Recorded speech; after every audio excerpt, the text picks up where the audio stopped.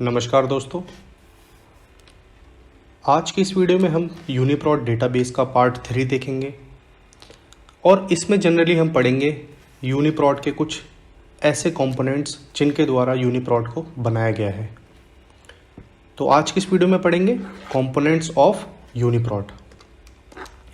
दोस्तों, वीडियो को स्टार्ट करने से पहले अगर आप चैनल पर नए हैं तो चैनल को सब्सक्राइब ज़रूर कीजिएगा और वीडियो हेल्पफुल लगे तो वीडियो को शेयर भी ज़रूर कीजिएगा और वीडियो अच्छी लगे तो वीडियो को लाइक भी ज़रूर कीजिएगा। और स्टार्ट करते हैं, ज़्यादा समय नहीं लूँगा आपका।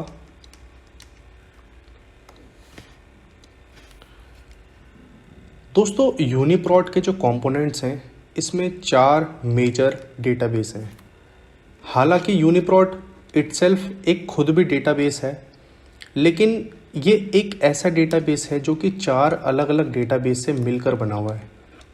इन्हीं 4 अलग अलग डेटाबेस को हमने क्या नाम दे दिया, ये कंपोनेंट्स हो गए इसके। तो सबसे पहला कंपोनेंट है जो यूनिप्रॉट का, वो है यूनिप्रॉट केबी। यूनिप्रॉट और केबी, केबी का मतलब होता है अपना क्या, नॉलेज बेस। नॉलेज बेस, बाकी जब हम स्टार्ट करेंगे तो यहाँ पे मैंने लिख रखा है नॉलेज बेस, इसकी फुल फॉर्म है एक्चुअल में। और ये किस तरीके का डेटाबेस है ये भी मैं आगे आपको बताऊंगा जब हम डिटेल में पढ़ रहे होंगे इसे। एक एक चीज़ें बारीकी से समझाऊंगा। दूसरा जो डेटाबेस है, कंपोनेंट है एज अ कंपोनेंट यूनिप्रॉट का, वो है यूनिरेफ। यहाँ पे UNI का मतलब है यूनिप्रॉट, REF का मतलब है रेफरेंस क्लस्टर। तो रेफरेंस क्लस्टर, तो यूनिप्रॉट रेफरेंस क्लस्टर। तीसरा कंपोनेंट है यूनिप्रॉट का यूनिपार्क।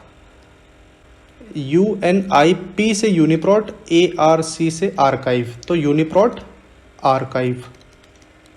बाकी ये सारी फुल फॉर्म्स आपको जब मैं ये स्पेसिफिक डेटाबेस पढ़ाऊँगा आपको तो उसमें भी देखने को मिल जाएंगी। तो अभी नोट करना है तो अभी नोट कर सकते हैं, बाकी आपको जस्ट समझना है।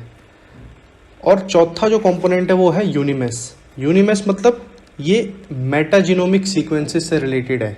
इसकी जो दरअसल फुल फॉर्म है वो है UniProt मेटाजीनोमिक्स environmental sequences. UniProt मेटाजीनोमिक environmental sequences, ये दरअसल ऐसा डेटाबेस है जो अब यूनिप्रॉट के द्वारा टर्मिनेट कर दिया गया है। लेकिन सिमिलर इसी के जैसा एक डेटाबेस है, वो EMBL EBI के द्वारा मेंटेन किया गया है, जो कि मेटाजीनोमिक्स का है और अच्छी इन्फॉर्मेशन मेटाजीनोमिक सैंपल से रिलेटेड प्रोवाइड करता है। तो इसके बारे में भी हम पढ़ेंगे, लेकिन फ़िलहाल ये टर्मिनेट हो चुका है यूनिप्रॉट के द्वारा। क्लियर। तो सबसे पहला जो कंपोनेंट है यूनिप्रॉट नॉलेज बेस, आज की वीडियो में इसकी बात करेंगे, डिटेल में विस्तार में समझेंगे।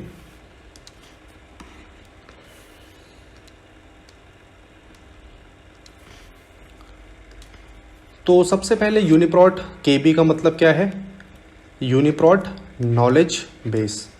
तो ये एक ऐसा डेटाबेस है जो कि सेंट्रल डेटाबेस है यूनिप्रॉट का। क्या है, सेंट्रल डेटाबेस, मतलब इसको सेंट्रल कंपोनेंट भी बोल सकते हैं आप। क्लियर। और यूनिप्रॉट केबी की फुल फॉर्म आपको पता ही है, नॉलेज बेस। ठीक है, यूनिप्रॉट नॉलेज बेस, ये चीज़ें याद होनी चाहिए दोस्तों। मैं बार बार आपको बोल रहा हूँ, ऐसा मैं इसलिए बोल रहा हूँ क्योंकि यही सब चीज़ें एंट्रेंस एग्जाम में पूछी जाती है। ठीक है, सेंट्रल डेटाबेस ऐसे पूछ लेगा आपसे question, which of the following component of UniProt is a considered as central database. तो इस तरीके से क्वेश्चन आ जाते हैं कभी कभी एंट्रेंस एग्जाम्स में और वनडे कॉम्पिटिटिव एग्जाम्स में भी, जो बायोइन्फॉर्मेटिक्स से रिलेटेड एग्जाम्स होते हैं उनमें। ठीक है, तीसरे पॉइंट पे बोला जा रहा है जो यूनिप्रॉट नॉलेज बेस्ड डेटाबेस है उसके अंदर हर एक एंट्री है, जो हर एक सीक्वेंस की बात हो रही है यहाँ पे, उसमें क्या क्या होता है। उसमें जनरली जायज़ सी बात है, अगर सीक्वेंस है तो अमीनो एसिड का सीक्वेंस होगा एक, है ना। और उसके साथ साथ क्या होता है, उस प्रोटीन का नाम दिया होता है, उसके बारे में, प्रोटीन के बारे में जो थोड़ी जनरल इन्फॉर्मेशन होती है उसे जनरली हम डिस्क्रिप्शन बोलते हैं, डिस्क्रिप्शन भी दिया होता है। और टैक्सोनॉमिक डेटा होता है। टैक्सोनॉमिक डेटा का मतलब ये है कि वो डेटा, वो सीक्वेंस या वो एंट्री कौन सी स्पीशीज़ की है। ठीक है, स्पीशीज का नाम होगा, ठीक, और साइटेशन इन्फॉर्मेशन भी कभी कभी दी जाती है। साइटेशन इन्फॉर्मेशन का मतलब दोस्तों ये होता है कि मान लीजिए आपने एक सर्वर है, एक वेबसाइट है, यहाँ से आपने मान लीजिए कोई थीसिस लिखी, तो आपने इस ए सर्वर से थोड़ा टेक्स्ट क्या कर लिया, अपने थीसिस में इंक्लूड कर लिया। तो इसका मतलब ये हो गया कि आपने अपनी थीसिस में ए को क्या करा है, साइट करा है। आई बात समझ में? दोबारा रिपीट कर देता हूँ। मान लीजिए ए कोई ऐसा डेटाबेस है, यूनिप्रॉट ही है, और यूनिप्रॉट से रिलेटेड आप कोई थीसिस लिख रहे हैं, आप अपना किसी टॉपिक पे थीसिस लिख रहे हैं, और आपने उस थीसिस में यूनिप्रॉट से कुछ ऐसा डेटा लिया है, या ऐसा कोई सेंटेंस लिया है, ऐसा कोई कोट लिया है, जो कि आपने अपनी थीसिस में डायरेक्टली इन्वॉल्व कर दिया। तो ऐसा बोला जाएगा कि आपने अपनी थीसिस में यूनिप्रॉट को क्या करा है, साइट करा है। ठीक है, तो ये दरअसल साइटेशन इंफॉर्मेशन होती है कि वो डेटा एक्चुअल में कहाँ से आया है। ठीक है,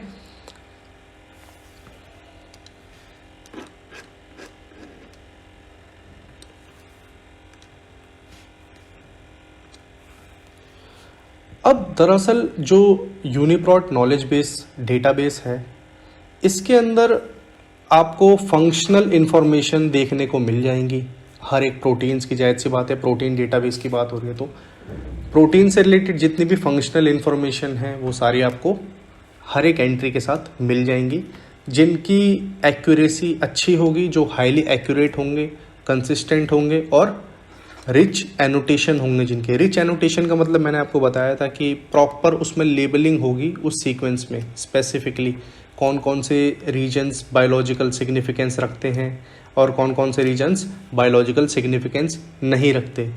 ठीक है, उनके इम्पोर्टेंस क्या है, उनका एसोसिएशन किन किन चीज़ों के साथ है, तो वो सब चीज़ें अपनी एनोटेशन में इंक्लूड हो जाती है। ठीक है, एनोटेशन इंक्लूड्स बायोलॉजिकल ऑन्टोलॉजीज।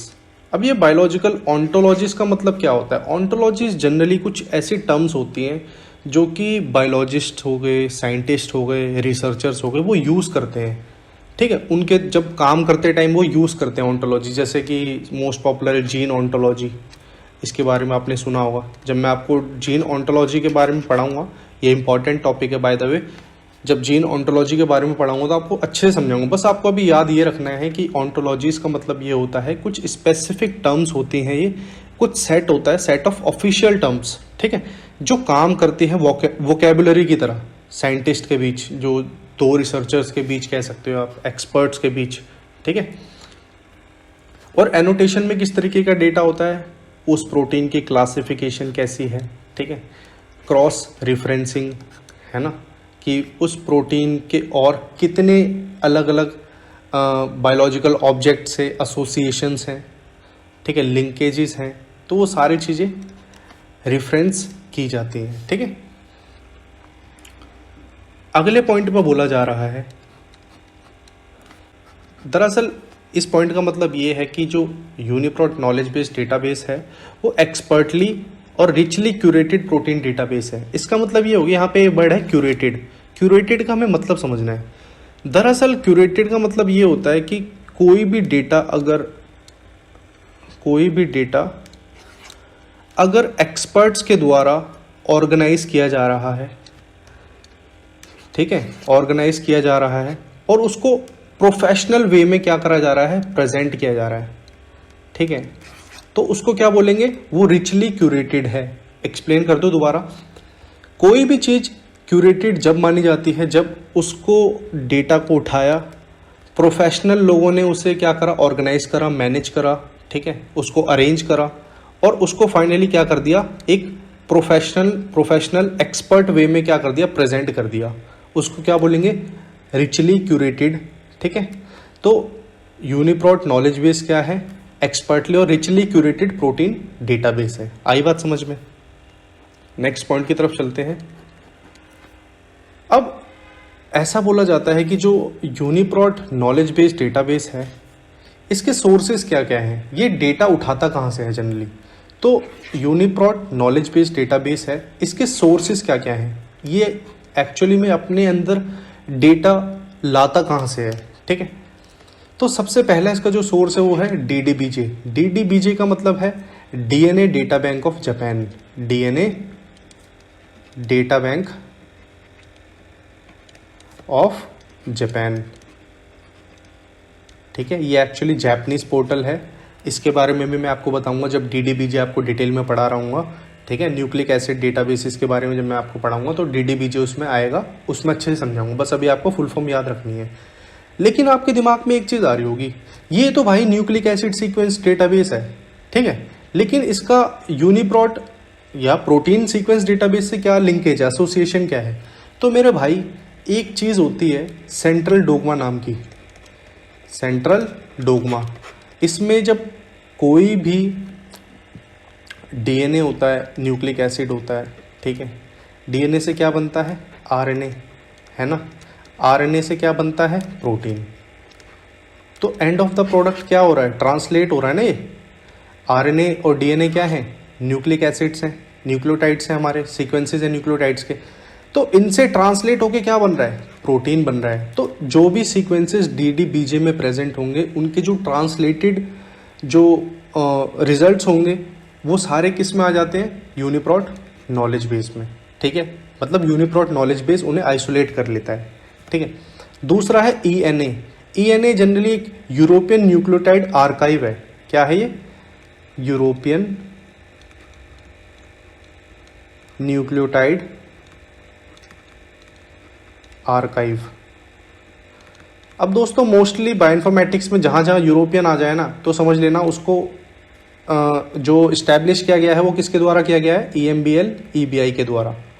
ठीक है, तो ENA जो है, जो ये आर्काइव है, इसको इस्टेब्लिश किसके द्वारा किया गया है? European molecular biology laboratory, European bioinformatics institute. ठीक है, और इसकी फुल फॉर्म क्या है? European nucleotide archive. ठीक है, तीसरा जो सोर्स है यूनिप्रोट नॉलेज बेस का वो क्या है?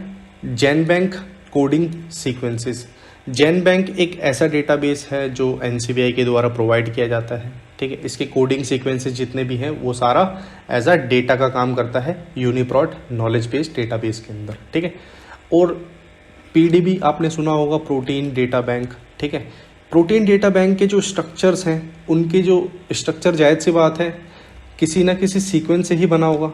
तो इनके जितने भी सीक्वेंस हैं वो सारे यूनिप्रोट में प्रेजेंट होते हैं। ठीक है, तो सीक्वेंसेस फ्रॉम इनसेम्बल एंड रेफसेक। ठीक है, इनसेम्बल भी एक one of the most popular database है जो कि अलग अलग स्पीशीज की जीन्स को विजुअलाइज करने में हेल्प करता है। ठीक है, और रेफसेक भी एक ऐसा डेटाबेस है जो NCBI के द्वारा प्रोवाइड किया जाता है। ठीक है, और इनमें जो भी सीक्वेंसेस प्रेजेंट है वो सारे एज अ सोर्स है किसके लिए? यूनिप्रोट नॉलेज बेस डेटाबेस के लिए। और यूनिप्रोट नॉलेज बेस किसका पार्ट है? एक कंपोनेंट है यूनिप्रोट का। ठीक है, इसे याद रखना है। अगला जो पॉइंट है इसमें बोला जा रहा है sequences submitted to UniProt knowledge base. अब दरअसल जो रिसर्चर्स काम करते हैं प्रॉपर वे में, साइंटिस्ट काम करते हैं, वो कुछ अपने सीक्वेंसेस कभी कभी आर्काइव में अपलोड भी करते हैं। जो अपलोड होते हैं, ठीक है, जो सबमिट किए जाते हैं यूनिप्रोट के अंदर, वो सारे सीक्वेंसेस भी किसमें डिस्प्ले होते हैं? अपने यूनिप्रोट नॉलेज बेस में। ठीक है, sequences scanned from the literature. जो लिटरेचर आपने साइटेशन करी, पब्लिशिंग करी, जर्नल्स आए जो, उनके अंदर जो भी सीक्वेंसेस होंगे प्रोटीन्स के, वो सारे किसके अंदर इंक्लूडेड हो जाएंगे? यूनिप्रोट नॉलेज बेस के अंदर। ठीक है,